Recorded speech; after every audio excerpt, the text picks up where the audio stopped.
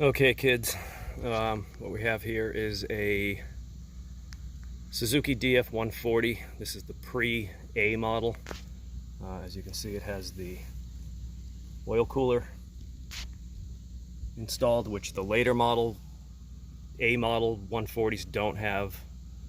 The DF115 does not have it.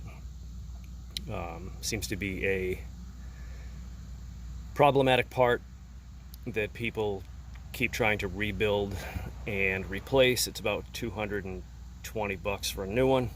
It's a super easy job to replace it, but again, it's 220 bucks. So what I'm going to try to do is convert this to basically an A model. I'm going to remove the oil filter. I'm going to remove the threaded portion that the oil filter goes onto that also retains the oil cooler. And I'm going to replace it with, if you look it up on the parts diagram, it's called the stand. This is the little threaded deal that screws into the block that the oil filter screws onto. I'm hoping it's a direct replacement for the longer one that has a big space in the middle to accommodate the oil cooler. I'm guessing the threads into the block are the same. Just for shits and giggles, I ordered DF140A filter, which is much bigger because these are kind of stubby to accommodate the added depth of the cooler. So we're going to take this off. We're going to take the cooler off. We're going to bypass the little water line that goes in one side of the filter and out the other. I'm just going to disconnect them at either terminus and run a solid piece. You could also use a hose barb and connect them, or some people just plug them. I'm just going to run a solid one, and then we're going to screw that regular filter on. Again, here's the part number for the filter. Pretty sure the old one will fit, and the part number for the filter mount, which is, if you look it up, it's called the stand. This is an $8 part.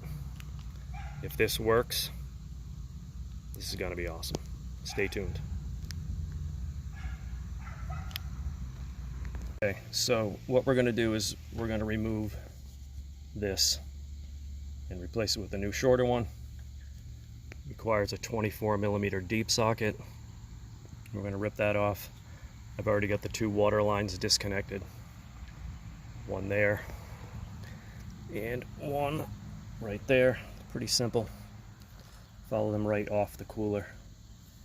And that's about it. So I'm going to rip that off, and hopefully the diameter of the seat that this cooler mates up against on the block is the exact same as it would be for a regular oil filter. There's no way Suzuki designed this block specifically to use a different diameter cooler.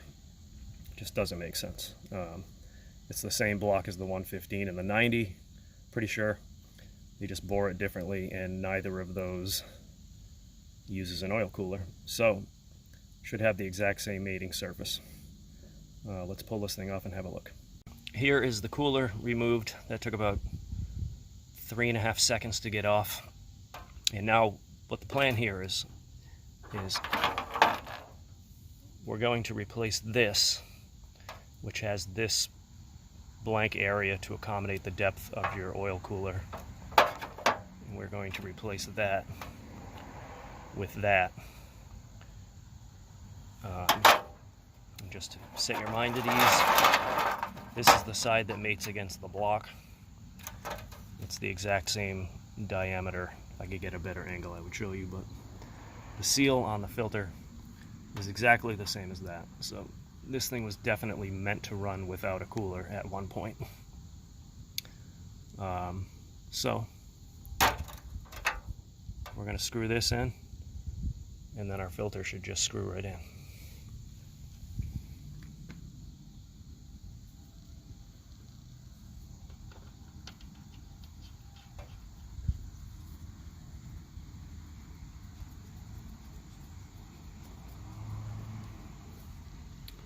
Alright, that's that. That looks pretty much like a regular coolerless interface. I'm just going to give that a quick tightening up, and then we're going to screw a filter on, and I'm pretty sure we can say the big FU to that cooler issue forever. And hopefully this solves everybody's issues with rebuilding coolers, having them leak again, having them get clogged, corroded, leak oil into the cooling water, spending $200+ to replace it. This cost $80. So let me tighten that up, I'll be right back. Okay, here we go. We've got the new part installed.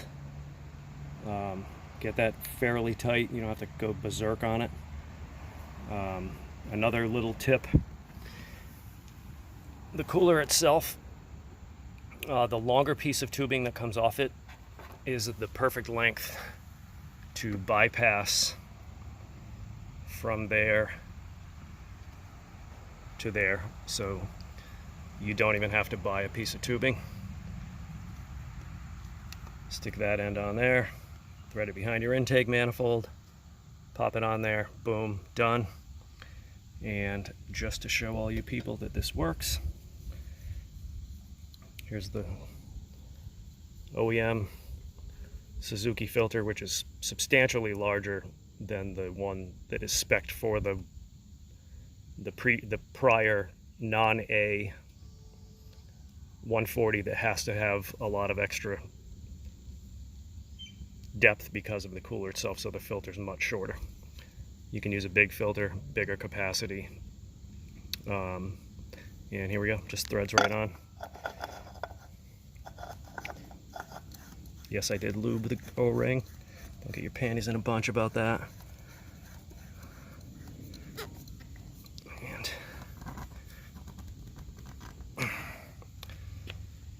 there we go. Now we have a non-oil cooler Suzuki DF140. So you can shit can this thing that has caused a lot of people a lot of problems, a lot of headaches. I'm sure there are people out there that have actually even replaced their motor because they're getting water in the oil or oil in their cooling water. And you can toss this. This is the piece you need. Cost $8 from Browns Point Marine. And there you go. That's how you completely do away with the oil cooler on a Suzuki DF140. Good luck.